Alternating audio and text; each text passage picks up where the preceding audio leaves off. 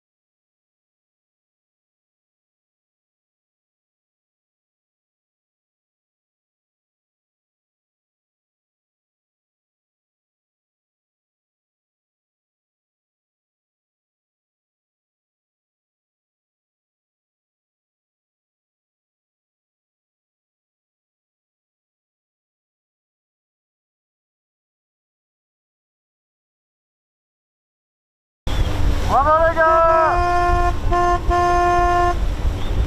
Bravo!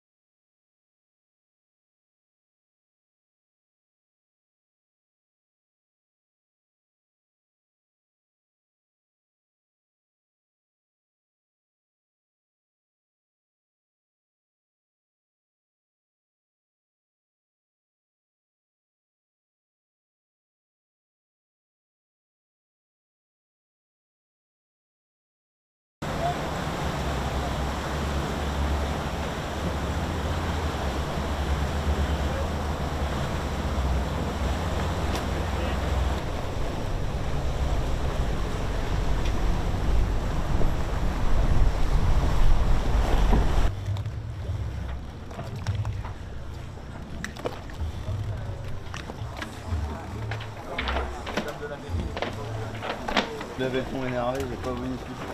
Oui, mais aujourd'hui il échappe pas.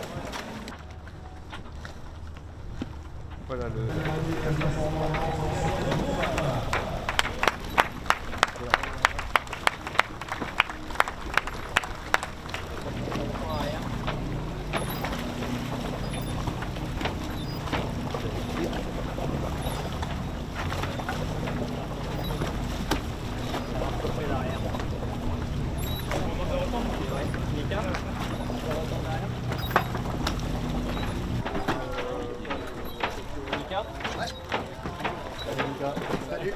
Et je vais inviter Antoine Robin, représentant l'association Transat Jacques Vabre, à remettre CG Diagnostic qui va remettre l'eau de coco pour se rafraîchir. Ça va le coco.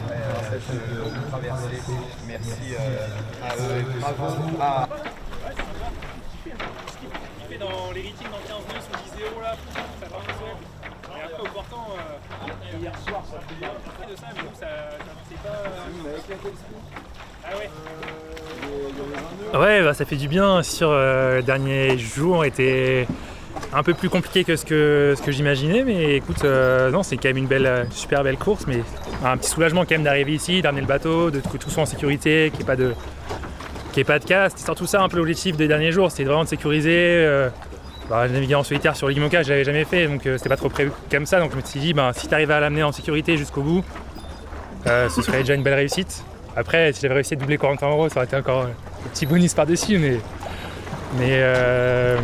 non, c'était un peu ça le deal. Après, on a dû s'adapter, hein. C'était triste de voir Giancarlo dans cet état-là. Je me sentais un peu impuissant par rapport à... Je pouvais à part lui donner ses médicaments, lui apporter un peu de nourriture, un peu d'eau, être un peu à l'écoute, mais je me sentais pas très utile pour l'aider à aller mieux, donc c'était un peu triste de cette partie-là, tu vois. C'était pas très facile à vivre, mais je me suis dit que ce qui lui faisait plaisir, c'était de prendre soin du bateau, donc c'était ce que j'essaie de faire, c'est de prendre soin de son Imoca Prysmian. Ouais, sportivement, moi je me suis bien éclaté, on avait un super rythme de course tous les deux pendant jusqu'à que ça aille un peu moins bien pour Giancarlo, mais c'était bien, on arrivait à faire des bons cas, le bateau il allait vite, on commençait à progresser et de jour en jour on progressait sur le bateau et ça c'était hyper cool, hyper sympa d'être dans ces conditions-là. Et après, écoute, ouais, non, super résultat, on était pas loin du top 10, 11e place, devant des super projets. Je pense qu'on est à peu près à notre place, je pense. On s'était pas beaucoup entraîné avant, donc on n'avait pas les prétentions d'aller jouer devant. Le bateau est pas tout neuf non plus, donc je pense que voilà, c'est un bon résultat.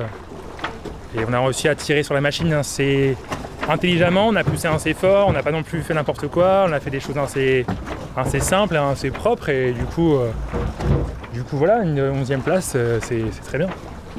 Non, moi je suis content parce que avec Gaston, on s'était donné les objectifs de faire marcher vite les bateaux, faire des belles trajectoires, passer un bon moment humain ensemble.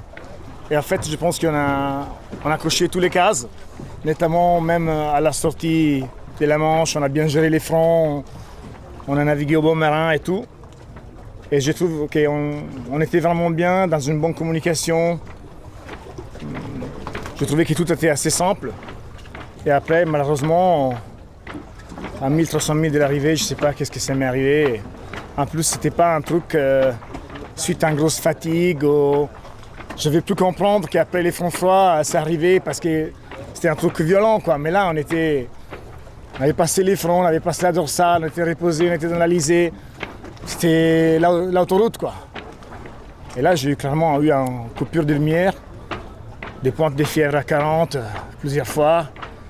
La nuit, j'avais froid, j'avais chaud, j'avais froid, j'avais chaud.